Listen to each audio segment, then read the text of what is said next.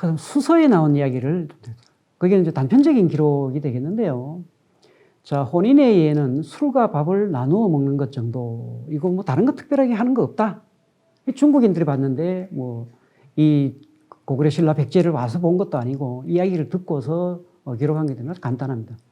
그리고 이제 이 술과 밥을 나누어 먹는 어떤 그 규모라든가 이런 것들은 집안 살림살이에 따라서, 뭐, 거기에 따라서 크고 작게 한다.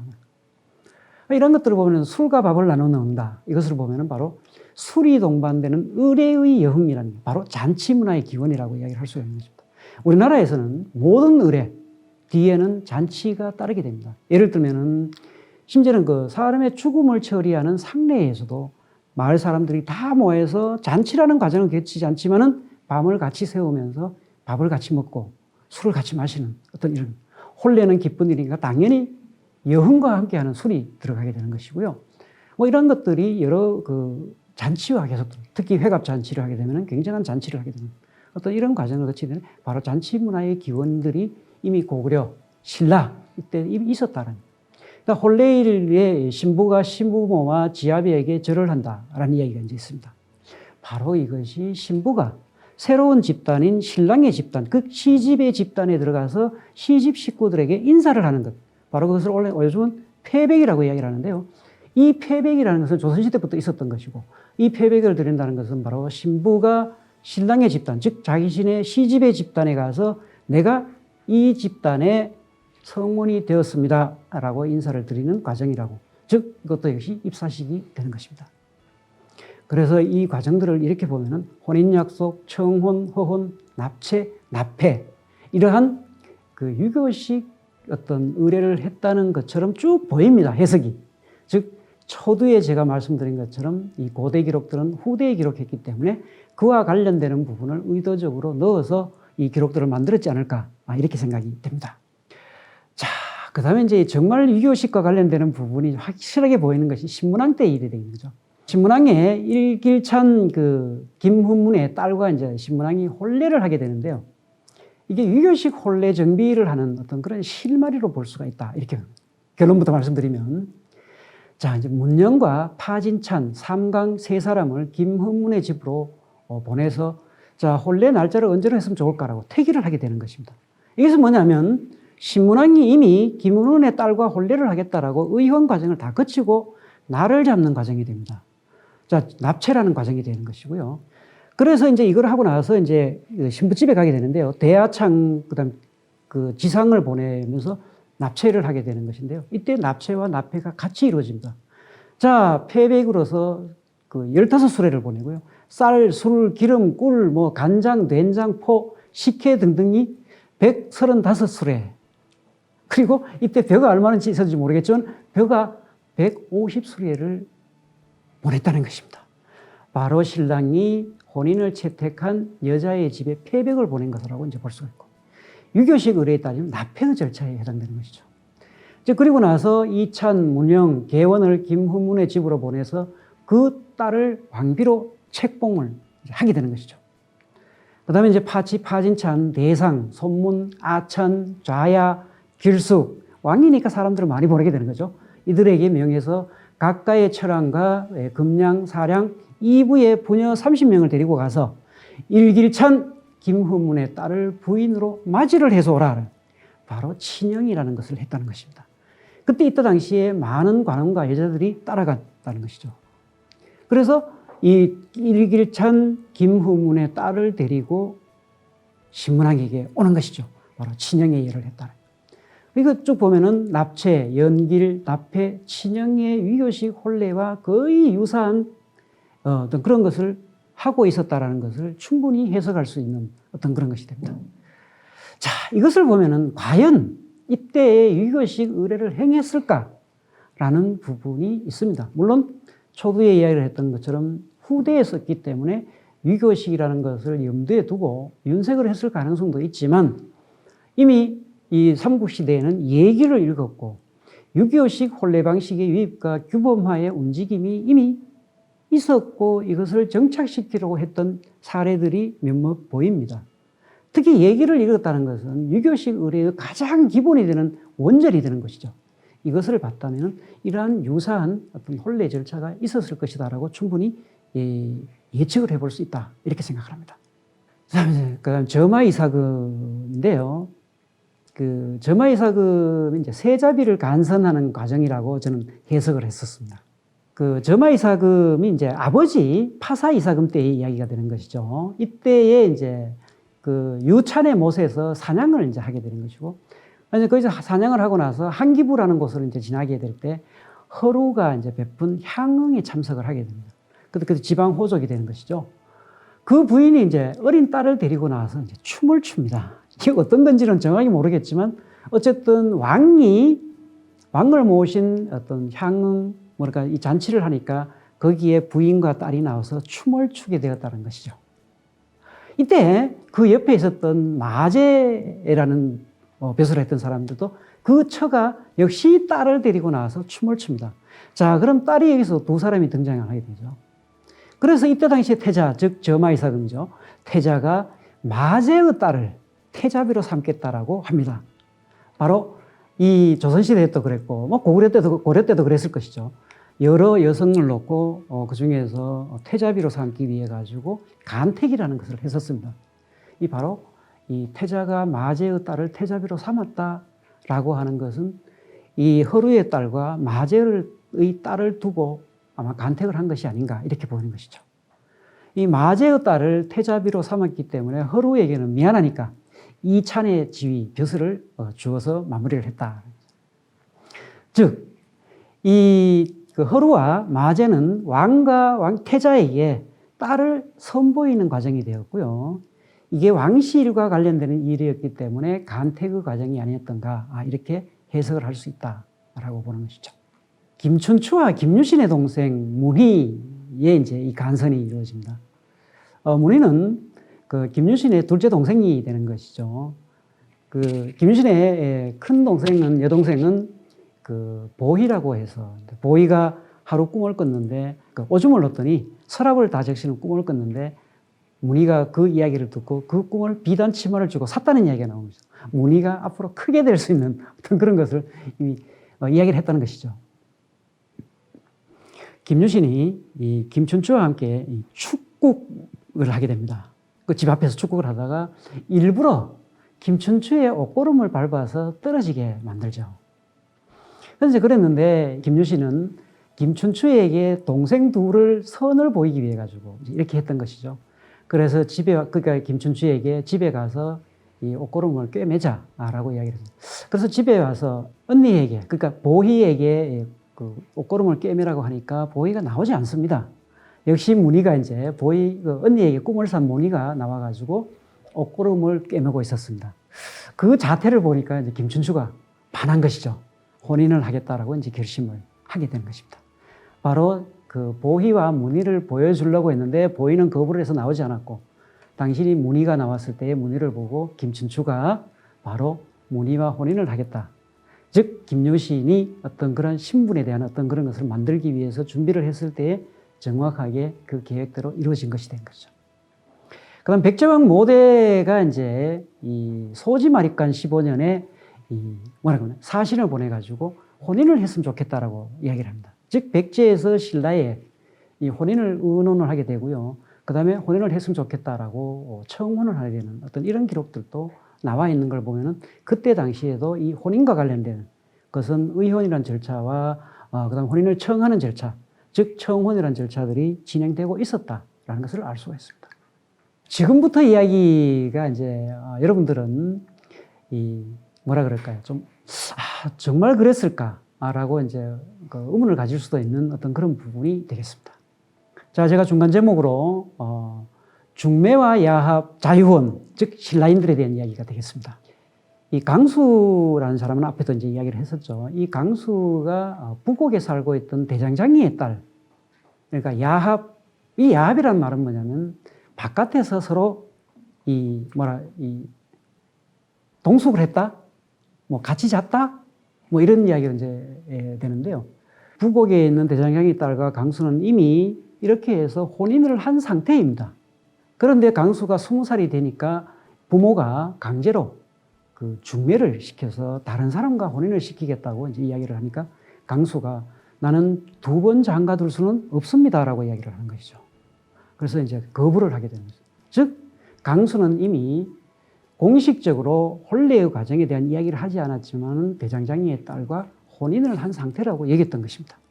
자, 이제 김유신의 이 부모 이야기가 되는데요. 김서연과 이제 만명과의 야합이라는 부분입니다. 그래서 이제 둘이 이제 요즘 말로 이야기를 하면 눈이 맞았던 것이죠. 그런데 이제 김서현이 그 만명과 함께 이제 만록은 태수로 부임을 할 때 만명과 함께 가려고 이제 준비를 하고 있었어요. 석굴정이 이거를 알고 만명을 집에 가두어 버립니다. 이제 이런 이야기도 신기한 이야기가 되니까 이때 당시 마침 벼락이 쳐서 이 문에 이제 큰 구멍이 생깁니다. 만명이 그 구멍으로 도망을 가서 김서현과 함께 가서 이 만록으로 가서 이 김유신을 낳게 되는 것이죠.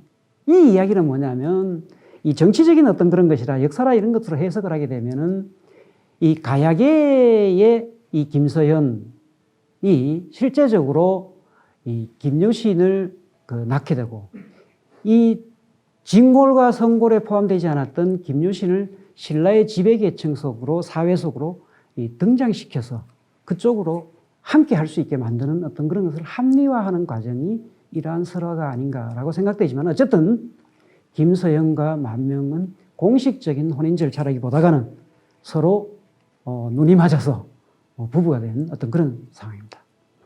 자, 흔히 김현감호라고 이야기를 하는 어떤 그런 것인데요. 8세기 정도 원성왕 때 이야기가 되는데요.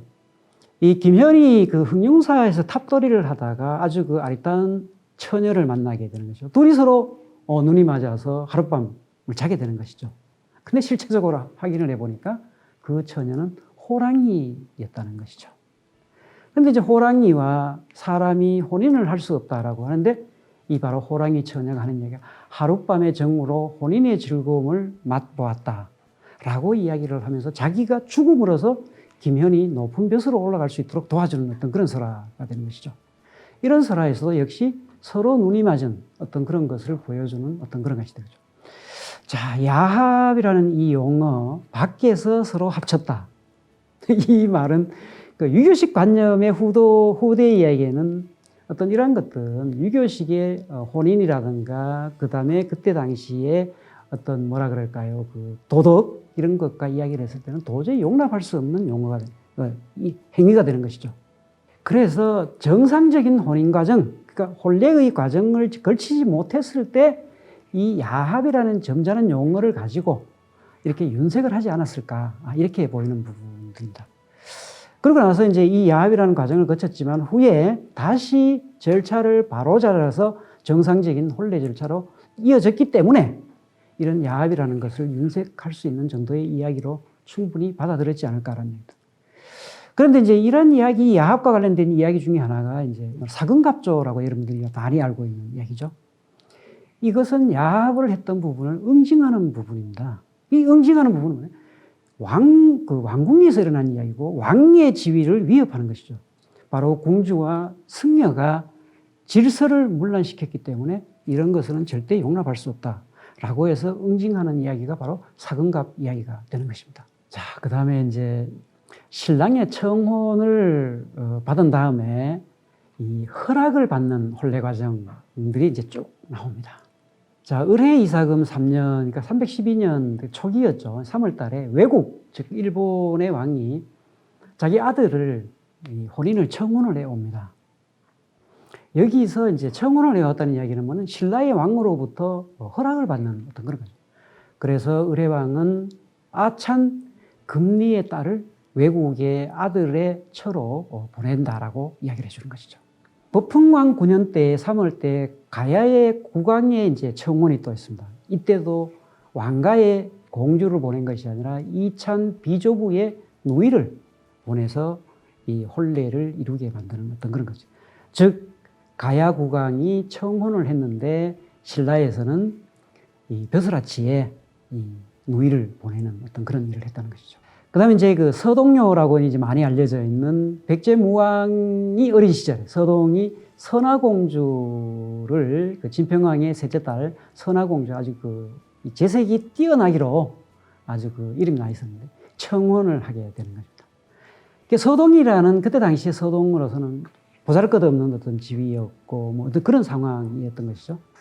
그래서 이제 서동이 생각했던 것이 뭐예요? 물론 이제 서동이 백제무왕 이야기를 보면은 서동이 어릴 때부터 이 아주 재량이 한이 없었다, 끝이 없었다 이런 이야기가 나옵니다만 이 뭐 신라의 공주를 이 아주 이쁘고 그렇다니까 한번 어떻게 청혼을 할 것인가라고 했던 것이 드러낸 것이 아이들에게 즉 서조 이 말을 주면서 노래를 부르게 했던 것입니다.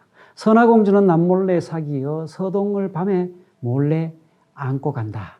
이런 노래를 아이들한테 부르게 했더니 이 노래가 점점점 퍼져서 공중에까지 들어가게 되는 것이죠. 그래서 그때 진평왕은 화가 나가지고 선화공주를 멀리 귀향을 보내는 어떤 이런 이제 일이 벌어지게 되는 것이죠. 그 서동이 생각했던 방법대로 그 서동이 가는 길에 중간에 가서 제가 모시겠습니다라고 했는데 선화공주도 역시 보니까 뭐 싫지 않아서 그냥 모시도록 했다. 그래서 이제 이 청혼 방법이 아주 나쁜 소문을 내 가지고 이제 이 선화공주가 왕실에서 쫓겨나게 만들고 그 다음에 이제 서동이 그때 나타나서 선화공주를 백제로 데리고 가서 제가 표현은 사통이라고 표현을 했습니다. 이미 서로 아까 앞에서 이야기를 했던 야합이라는 과정을 거쳤을 것이고요. 그 다음에 이제 그러고 하니까 거기서 이제 서동이 이 선화공주에게 보여준 것이 바로 금이라는 것입니다. 그리고 어느 정도 시간이 지난 다음에 이 굉장한 금이 있는 것을 알고 선화공주가 이것은 금이기 때문에 큰 보화라는 것이었죠. 이것을 신라로 보내서 여러 가지 큰 일을 하게 되면은 혼인을 허락받을 수 있을 것이다 라고 이야기를 했을 것이죠. 그래서 이 서동이 이 금을 신라로 보내가지고 정식으로 혼인을 인정받는 어떤 그런 과정을 거치고 서로의 혼인 자체, 그 혼례를 정식으로 치르는 과정을 겪게 되는 어떤 그런 것이 되는 것이죠. 즉, 금을 보내서 신라 왕실로부터 이 혼인의 허락을 받았다라는 것입니다. 자, 이제 김춘추의 청혼 자체도 역시 이제 이런 과정을 거치게 되는데요. 자, 옷걸음을 꿰매는 무늬를 보고 김춘추가 반한 거죠. 자, 예뻤다. 그리고 그 자리에서 바로 청혼을 했다라는 표현을 기록에는 내 청혼 성례라고 이야기를 했던 것이죠. 그러니까 청혼을 하고 나서 바로 혼례를 치룰 수 있었다. 이렇게 보시는 거죠.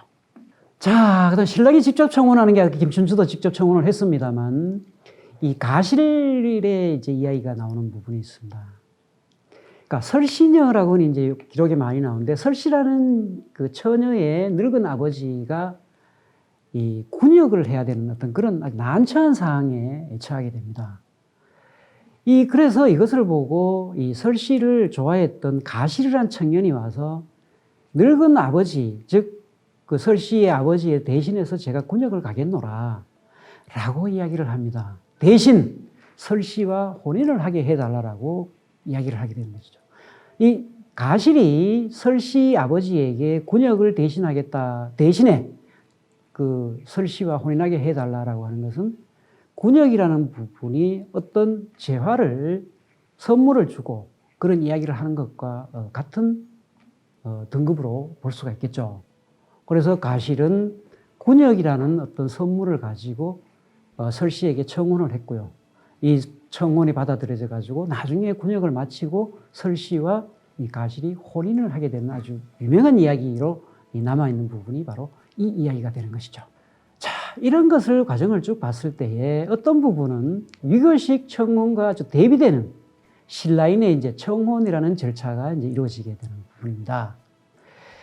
자, 그 유교식에서는 의혼이라는 철저한 제3자가 개입을 해서 이 혼인을 의논을 하고 그 다음에 이제 납체라는 절차를 통해 가지고 혼인을 채택하는 그 자체가 곧 청혼이 되는 부분이죠. 신랑의 사주를 동봉해서 납체서 즉 청혼서를 신랑 집에 신부 집에 보내게 되는 것이죠. 그렇게 해서 날짜를 잡게 되고 이제 이렇게 되는 거죠. 그래서 서민들의 입장에서는 이 편지를 쓸 수 있는 어떤 그런 입장이 안 되니까 이 사주만 보내는 것도 역시 청혼으로서 이야기를 해요. 근데 신라에서는 앞에서 이야기했던 이런 과정들을 거치면서 역시 신라에도 청혼의 절차라는 것이 있었다라는 것이죠. 물론 그 청혼이라는 것이 유교식 절차를 밟느냐 아니냐에 따라 가지고 약간 차이는 있을 수 있지만 오늘 제가 만들어드리는 것은 바로 청혼의 절차라는 것이 있어서 유교식 절차와도 상당 부분 유사한 부분이 있다. 그러니까 야합 역시 절차와 격식을 생략한 어떤 청혼의 하나의 아니겠는가. 즉 이러한 야합 후에 청혼 그런 과정을 거치지 않았더라도 야합을 통해서 이후에 이루어지는 혼례의 절차들은 이루어졌기 때문에 이러한 것들이 역시 하나의 큰 틀에서 청혼이라는 절차로 해석해 볼 수도 있다. 이렇게 생각을 합니다. 자, 사실 아까 고구려에서도 남녀상열이라고 이제 표현을 했던 부분이 있었고요. 신라인들은 역시 아주 자유분방한 사랑, 이런 것들이 중국 전사 조선전이라든가, 그 다음 삼국사기, 삼국유사, 특히 화랑세기에 이런 이야기들이 많이 나옵니다. 당연히 신라인을 포함해가지고 고대인들은 이 사랑이라는 것이 아주 자유스러웠다는, 또 어떻게 따지면 혼인까지도 아주 매우 자유분방한 것으로 기록되어 있습니다. 그 고대인들의 사랑은 사랑 그 자체로서 끝나버리는 것도 있습니다. 그렇지만은 이를 인정해서 공식 혼례로 이어지는 사례들이 앞에서 이야기했던 그런 사례들이 대부분이 정식 혼례로까지 이어졌던 부분이죠. 이러한 것을 봤을 때 신라인들은 가장 자유분방한 사랑을 했다. 이렇게 봅니다. 자, 김춘추와 문희가 그렇게 청혼의 과정을 거쳤음에도 불구하고 서로 사통이라고 이야기를 하는 야합으로서 임신을 해서 김유신이 그것을 알고 문희를 불태워 죽이겠다라는 이런 이야기가 막 나오고 있는 것이죠. 그래서 그것을 보고 김춘추가 정식으로 혼례 절차를 거쳐서 혼례로 성사시키는 어떤 이런 과정들이 쭉 기록에 나옵니다. 그럼 서동과 선화공주 역시 국제적인 혼인이 되었던 것이죠.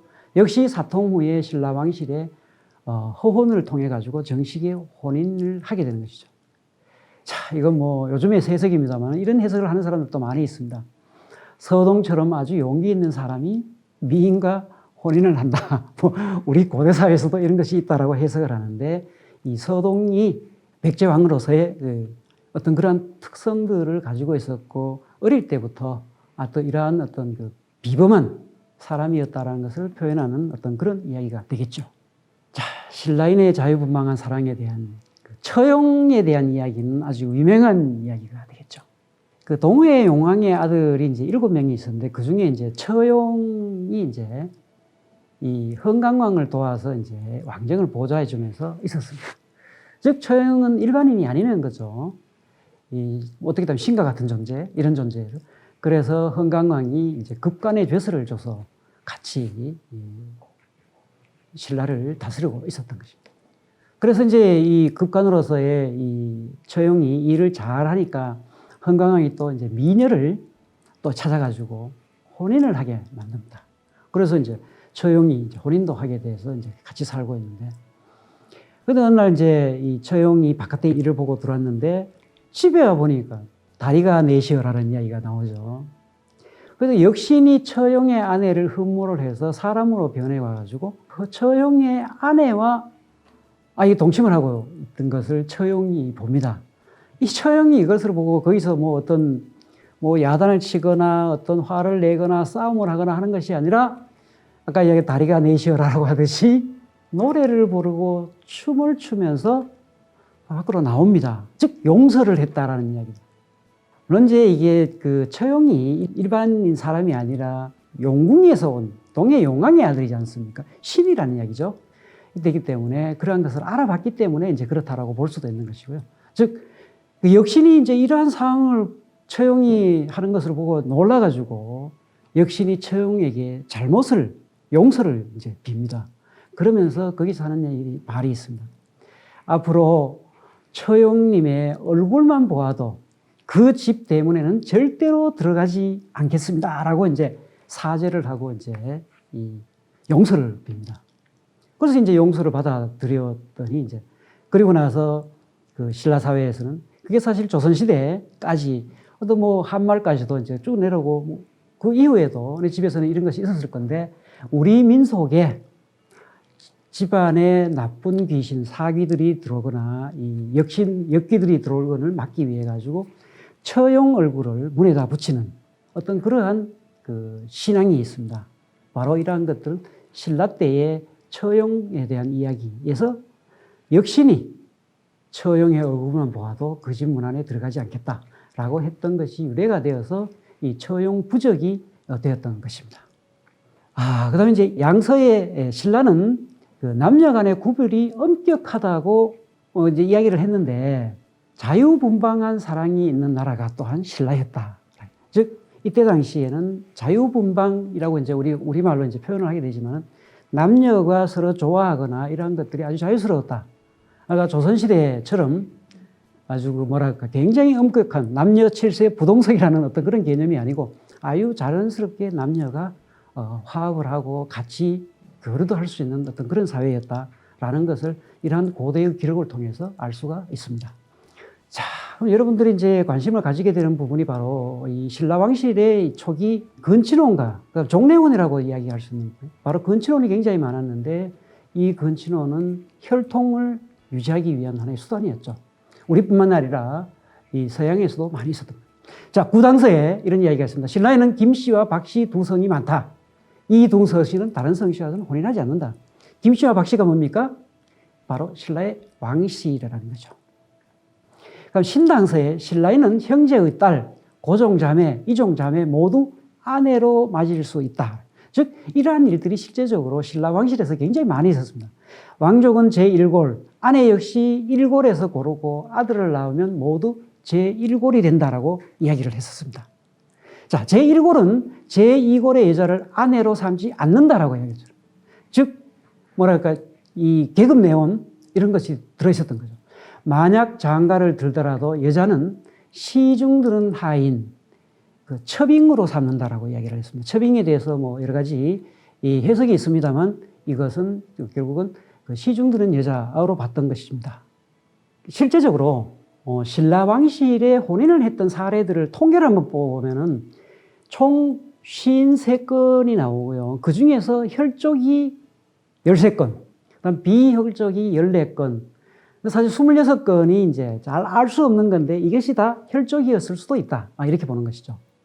신라 왕의 이 성씨를 봤을 때 박씨가 10명, 석씨가 18명, 김씨가 38명. 이거는 이제 통일신라까지 내려오는 부분이죠.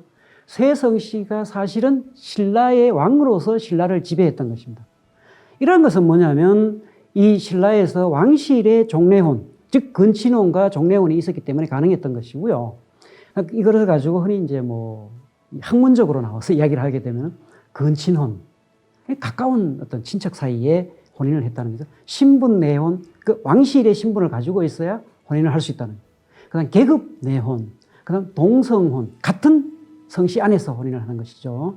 이러한 것들의 이제 어떤 용어들로 이제 이것은 이러한 혼인의 제도를 통해 가지고 그들의 혈통을 유지를 하고 그다음에 그들의 왕실 내에서의 지위를 유지를 했다는 것입니다.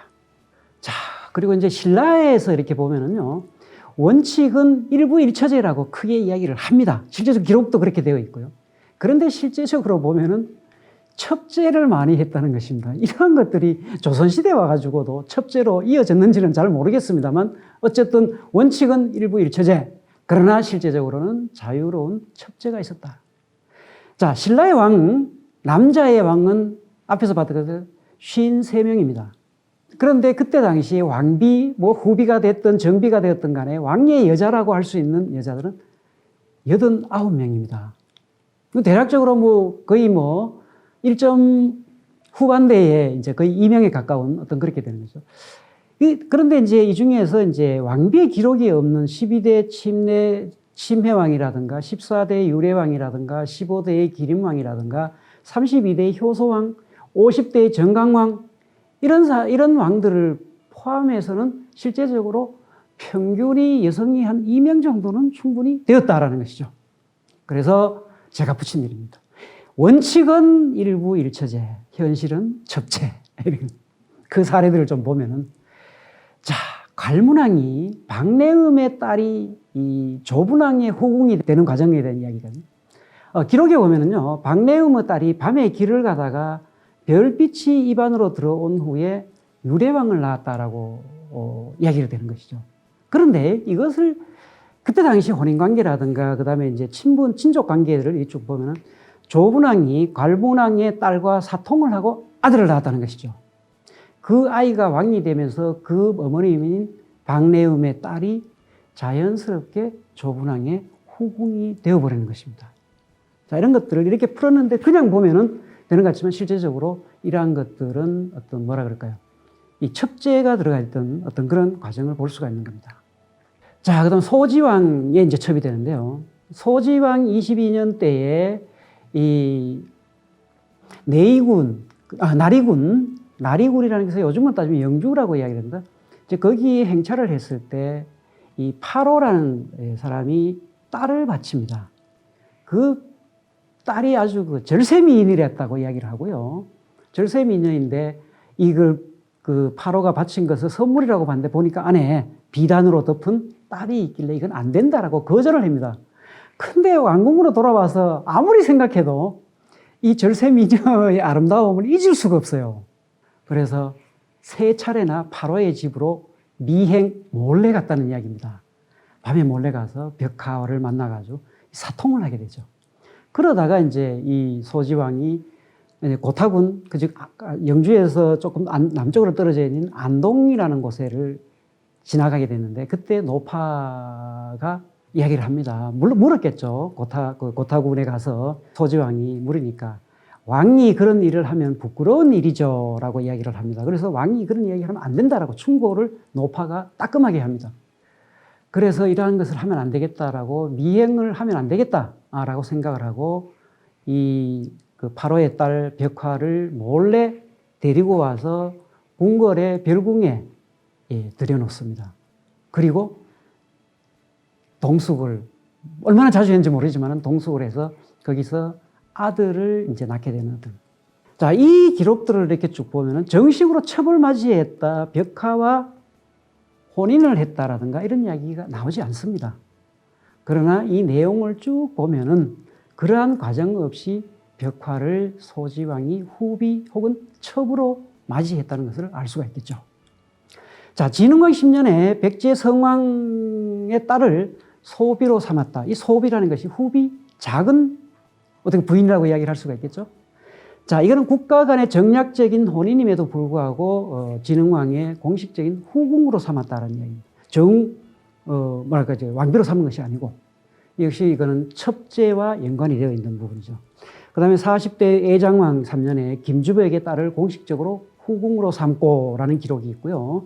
48대의 경문왕 때 즉위 3년에 허난왕 맏딸, 그 다음에 이제 영화 부인을 공식적으로 둘째 부리로 삼았다라는 기록도 공식적으로 나옵니다. 이런 것을 봤을 때 첩제가 굉장히 많이 있었다. 자, 첩삼인이라는 용어도 나옵니다. 그 삼국사기와 삼국유사의 기록에 정비로 삼았다. 이런 것들은 이야기가 많이 나오는데 이것은 일부 일처제의 원칙에 그것을 준수했다는 것을 강조하기 위해서 나오고요.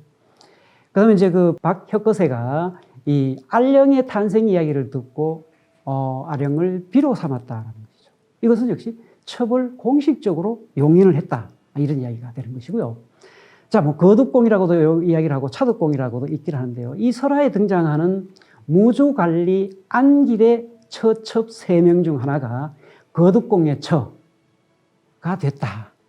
남의 첩 3명 중에 하나를 거듭공은 이 처로 맞이를 했다. 그러니까 첩으로 맞이했는지 사실 처로 맞이했는지 정확하게 알 수가 없다는 이야기입니다. 후처인지 정처인지는 알 수가 없지만 어떻게 남의 처첩 중에 한 사람을 처로 맞이라는 것도 있었다라는 얘기. 아까 이야기는 종래혼이라든가 이런 것들 근친 간의 어떤 혼인 이러한 것들도 연관이 있다라고 봅니다. 처첩 3인이라는 표현. 그거는 이제 기록에 나오는 한자를 그대로 표현한 것인데요. 정처와 첩이 자연스럽게 한 집에서 생활을 했다라는 것을 직접적으로 표현해 주는 것이죠. 한 집에 살았다는 것입니다. 그러니까 남자 한 사람의 첩이 3명이서 한 집에 살았다. 그리고 이 첩 중에서 또 정처로 삼는 관행도 있었다라는 기록들이 이제 쭉 나오는 걸 보면은 남자가 여러 사람의 어떤 처를 두는 그리고 첩을 두는 어떤 이러한 것들과 연관이 되고 있습니다. 자, 그다음 이제 그 풍월주 보리공의 적처가 된 만룡낭주, 복잡합니다, 이 부분은. 그 진평왕의 어머니 만호태후가 자기 딸 만용낭주를 12세 풍월주 보리공의 적초로 삼았다라는 기록이 나오죠. 이것은 뭐냐면 정식 부인이 아닌 첩으로 삼았다라는 것을 보여주는 이야기가 되는 것이죠. 자, 그 다음에 이제 부인 혹은 왕비의 재혼, 제가 표현을 남성 편력이라고 이렇게 하는데요. 지소부인, 뭐 지소공주라고도 기억이 나오고요. 나중에 지소태후라는 이야기도 나오게 되는데요.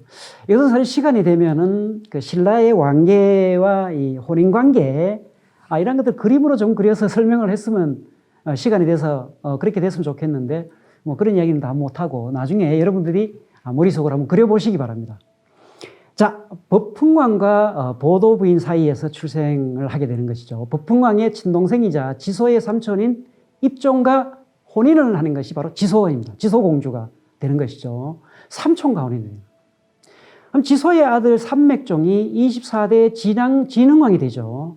23대 법흥에 따라서 24대의 진흥왕이 되고 그래 되니까 이 지소 부인이 지소태후가 되는 것입니다. 자, 법흥왕이 죽기 전에 영씨를 계부로 임명을 합니다. 즉 법흥왕이 소지공주에게 영실의 부인이 되라고 이야기를 합니다. 그래서 지소는 두 번째 부부가 되어 황화공주를 이제 낳게 되는 것이죠. 그리고 나서 지소는 세 번째 남자인 박태종, 여러분들이 신라장군이라고 흔히 알고 있는 이사부 울릉도를 이 다스렸다라는 이야기, 이사부가 둘이 사랑에 빠집니다. 그리고 거기서 세종, 숙명 등의 아이를 낳게 되는데 중요한 것은 지소 부인과 이사부는 부부 관계를 맺은 것이 아니라 공공연하게 인정하는 애인 관계였다는 것이, 연인 관계였다는 것입니다. 즉 혼인이라든가 이런 관계를 거치지 않았다 이런 것이죠. 자, 이런 것 같은데 실제적으로 아주 자유로운 첩제, 남성 편력, 지소만 해도 벌써 몇 명입니까? 3명 이렇게 되는 어떤 그런 관계가 있었다. 즉 남자나 여자나 그 서로 만나고 뭐 요즘 이야기도 연애를 하거나 이런 것들이 남성은 여성 편력, 여성은 남성 편력들이 아주 많이 있었던 사회가 신라가 아니었던가 이렇게 보는 것입니다. 자, 그 다음에 이제 지소 부인의 네 번째 남자가 풍월주로 4세가 되었던 이화랑이라는 것인데요. 이 이화랑과 사이에서 출생한 만호공주가 실제적으로 이 공식 기록에 따지면은 입종의 딸이라고 되어 있습니다. 그 지소 부인이 도움으로 해내가지고 진흥왕과 이제 사도 부인의 아들이자 조카인 동윤태자 일찍 죽습니다. 그러니까 되어 지소의 손자 며느리가 돼버립니다. 어떻게든 딸이 되는 것이죠. 딸이 손자 며느리가 되는 것이고요. 그 다음에 이제 진평왕을 이제 낳게 되는 것이죠. 여기서. 만호공주는 다른 아버지, 그 이화랑과 같은 어머니 지소분 사이에서 이 만호공주가 태어났고요. 진흥왕에는 여동생이 맏며느리가 되는 어떤 이러한 복잡한 관계가 이제 연계되는 것이죠. 자, 만호공주는 후에 오빠이자 동윤태자의 삼촌인 스쿨정과 다시 혼인해서 김유신의 어머니인 만명부인을 낳게 되는 것이죠. 이런 것들을 그림을 그려놓고 보면 정말 이 얽히고 설킨 어떤 이런 관계가 됩니다. 이제 삼국사기에는 이러한 이야기 아주 간략하게 이야기가 나오는데 이러한 이야기를 아주 상세하게 정보를 전해주는 것이 뭐냐? 화랑새기입니다. 이런 화랑새기는 사실 아직까지도 이게 이 위작 논란이 나오는데요. 화랑새기가 김대문이 지었다라고 이야기를 하는데 김대문의 원작이 밝혀지지 않았고 일제강점기에 나왔던 필사본만 지금 남아있기 때문에 이런 이야기가 이제 위작 논란이 나오고 여기에 대해서는 역사학계에서의 팽팽한 어떤 그 위작 논란이 지금도 진행되고 있습니다. 이 화랑새기를 이렇게 분석을 해서 신라에서는 이러한 복잡한 어떤 그 종래혼, 그 다음에 이제 건친혼 이런 관계가 연결되는 것을 봤을 때 모계혈통으로 왕위를 계승하는 것으로 그림을 그리면 딱 맞아 떨어진다라고 보는 학자도 있습니다. 즉 신라에서는 모계혈통으로서 신라의 이 왕의 지위들을 쭉 연결을 했다. 즉 왕은 남자의 왕은 왕이지 실제적으로 그 계통에서의 왕위를 이은 계통에서의 여성이 실제적으로 계보로서의 중요한 역할을 했다. 이렇게 보는 역사학자도 있습니다. 자, 문노공의 정처 융궁이라는 사람인데요. 8세 풍월주 문노공이 아찬이 되어서 골품을 이제 얻게 됩니다. 그 종형제간이었던 이건 드라마로도 많이 나왔습니다. 미실이 진평왕에게 이제 청해가지고 혼례를 치르지 않고 이 동거를 하고 있던 윤궁이 이 풍월주 문노공의 정처가 될 수 있도록, 즉 뭐 사통관계, 야합관계에 있었던 그 윤궁을 문노와의 정처가 될 수 있도록 혼례의 과정을 거치게 만들었다. 이렇게. 즉 그 후 윤궁의 청으로 침첩을 또 두었다. 그 윤궁 외에 또 다른 첩을 두었다는 이야기가 되는 것이고요. 그래서 이 화랑세기에서는 수십 명의 첩을 두었다는 기사들이 화랑세기에 실제적으로 굉장히 많이 나옵니다. 자, 그래서 이것을 쭉 보면 신라의 남자는 자연스럽게 정처와 첩을 두는 이런 사회였다. 신라의 여성작 역시도 일부 종사를 강요하지 않았다는 것이다. 자유롭게 애인, 연인을 둘 수 있었고 재혼 역시 아주 자연스러운 어떤 이런 사회였다라는 것. 제가 시간이 되면은 이 계보를 놓고 한번 설명을 쭉 해드리면 어떤 재미있는 어떤 그런 사실들을 확인할 수 있지 않을까 이렇게 생각을 합니다. 자, 정조관념 뭐 이런 이야기가 나오는데요. 진지왕 이야기, 이게 한 6세기 정도 이야기인데요. 주색에 빠져 음란하고 정사, 그러니까 국가를 다스리는 어떤 정사가 어지러워서 4년 만에 폐위되었다는 25대 진지왕 이야기가 있습니다. 진지왕이 사량부에 이 도화랑이라는 아주 미인이 있다는 소문을 두고 이 도화랑을 궁궐로 부릅니다. 그래서 같이 하룻밤을 자고 싶다라고 이야기를 하니까 도화녀, 그 도화랑이죠. 도화녀가 저는 두 사람을 섬기지 않는 사람입니다. 정제를 굉장히 강조를 합니다. 정조관념이 있었다는 이야기죠. 이 이유로 거절을 해서 진지왕이 왕이 이야기를 했는데 말을 안 듣는다고 너를 죽이겠다라고 협박을 하는 거죠. 도화녀가 저는 죽더라도 정조는 지키겠다라고 하니까 어쩔 수 없이 죽이지는 못하겠고 다시 돌려보냅니다. 그런데 이제 이 진지왕이 죽고 나서 579년에 죽고 나서 2년이 지난 다음이죠. 도화녀의 남편이 다시 죽습니다. 그랬더니 이제 진지왕의 영혼이 나타나서 도화녀한테 이제 그랬습니다. 자, 남편이 없으니까 지금은 동침해도 되지 않겠느냐라고 묻죠. 그러니까 도화녀가 물어봐야 되겠다. 부모님에게. 그러니까 부모님이 지금 이렇게 되었으니까 할 수 없지라고 이제 이야기를 해서 동침을 해서 일주일 동안 동침을 해서 그때 오색 구름이 피고 이런 이야기 나오죠. 그러고 나서 낳았던 아이가 바로 비형랑이라고 많이 나오는 비형랑이 이제 출생을 하게 되는 것이죠. 자, 이 6세기경 신라에도 유교 철학이 어느 정도 도입되어 있어가지고 정조관념 등의 윤리의식들이 아마 싹트고 있었을 것이다 라고 이렇게 보는 것이고요. 우리가 지금 생각하고 있는 조선시대만큼은 아니지만 나름대로 중국이 그때 당시에 선진이었지 모르겠지만 그쪽으로부터 문화를 받아들이는 어떤 이런 것을 받아들여서 뭐라고 할까요? 사회의 질서를 잡기 위한 어떤 그런 노력들이 있지 않았나 이렇게 보입니다. 자, 이와 같은 연관 속에서 서옥제라는 부분이 신라에도 있었지 않은가 이런 이야기를 이제 하게 되는 것이죠. 자, 신라의 서옥제의 이야기는 그러니까 소지왕과 아까 벽화의 이제 이야기가 나오게 되는데요. 소지왕이 나리군에 가서 벽화 동침을 요구하고 벽화의 아버지 파로가 허락해서 소옥에서 동침을 했다라고 이야기를 했거든요. 그러니까 벽화가 거주하는 집이 큰 집 뒤에 따로 있었다는 것입니다. 소지왕이 다시 벽화를 데려다가 숨기고 동숙하여 아들을 낳았다라는 것이 역시 별궁이라는 것이죠. 그래서 별도의 집이었다는 것이죠. 그렇게 봤을 때 신라에서도 이런 소옥제가 있었다라는 것이고요. 조금 전에 이야기됐던 도화녀 이야기 역시도 이 폐위된 진지왕의 영혼과 도화녀 사이에서 바로 나오는 이야기. 앞에 이야기했던 했던 생략을 하고 넘어간다면 도화녀는 그 허락을 하지 못하고 부모에게 말씀드리니까 부모가 임금의 교시인데 어찌 피할 수 있겠느냐 하고는 딸이 방에 들어가게 했다라는. 그 방이 어떤 방인지 모르는데 아마 별도의 방이 아니었던가. 그다음에 진지왕이 애거를 하게 되고 도화녀의 부모를 허락하게 되고 친일간 머문 후에 사라졌다라는 것입니다. 도화녀는 혼자서, 즉 친정이죠. 혼자서 임신을 해서 아이를 낳았는데 그 비형랑을 낳아서 바로 키웠다라는 것이죠. 이게 영혼이었으니까 혼자 키웠는데, 그리고 나서 키우고 했던 과정에 대한 이야기는 그 다음 이야기고요. 그래서 거기에 따라서 고구려의 서옥제와 이 도하녀가 혼자 있었던 것과는 굉장히 유사한 어떤 그런 것이 있다라고 저는 해석을 하고 있습니다. 자, 그 다음에 이제 신라 이야기는 이 정도에서 마치고요. 그러니까 진안과 백제의 혼례에 대해서 간단하게 마쳐야 될 것 같습니다. 자, 진안에 대해 가지고 후한서에 이런 이야기가 있습니다. 혼인을 예로 행한다. 혼례를 제대로 치렀다라는 얘기인데 내용은 어떤지 모르겠고요. 백제에서 보면 혼인하는 예절은 중국 풍속과 대략 같다. 대략 같다는 거의 같다라는 이야기가 되는 것인데요. 북사라든가 주서에 이런 이야기가 나오고요.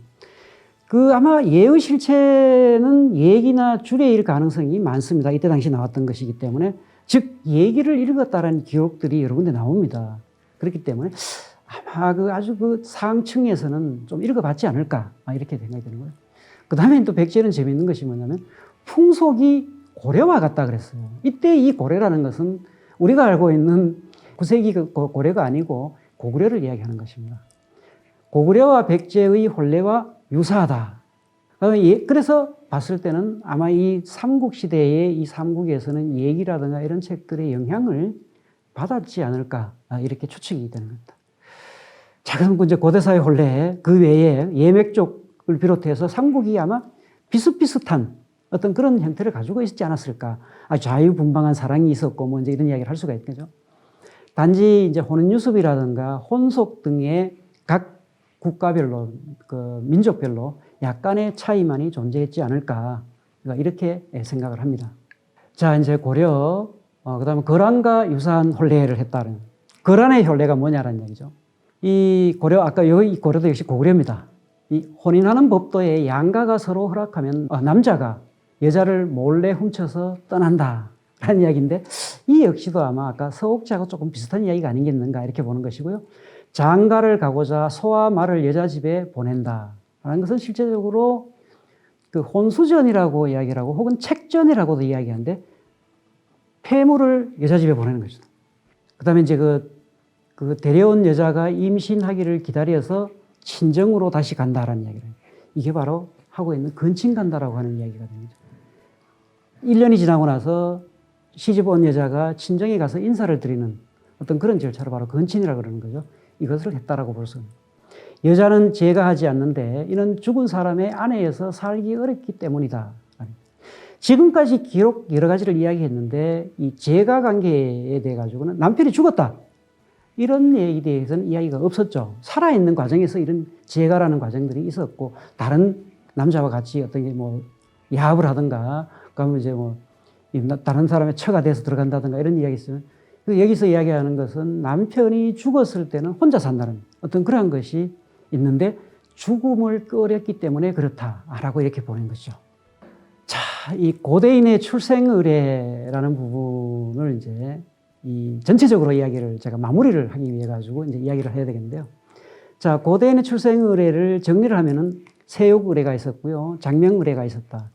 그 다음에 아이를 낳을 때 지퍼를 깔고 아이를 출산하거나 남편의 옷을 덮고 출산하는 어떤 이런 출산 의례들이 있었다.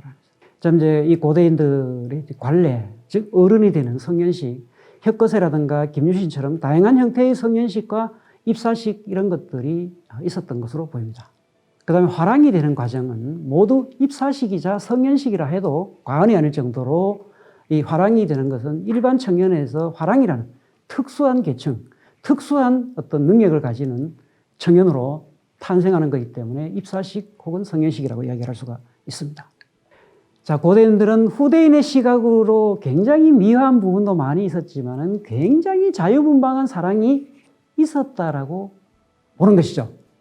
그래서 이를 통해 혼인도 했다는 것을 기록을 통해서 충분히 알 수가 있습니다. 그래서 우리가 전통이라고 하는 어떤 유교식 관념에 사로잡혀 있는 조선시대의 관념과는 전혀 다른 사랑과 연애와 혼례가 존재했던 것이 바로 고대였다는. 자, 그 중에는 물론 그 기록에서 봤듯이 형식을 갖춘 혼례도 있었고요. 정조관념이라는 이야기도 있었고, 문란하다고 할 정도로 자유분방한 사랑과 혼례의 전통도 있었던 것이 바로 우리의 저 까마득한 고대 사회의 우리 선조들의 사랑과 연애, 혼례, 어린이 되는 과정이라는 것이 있었다라고 말씀을 드릴 수가 있겠습니다.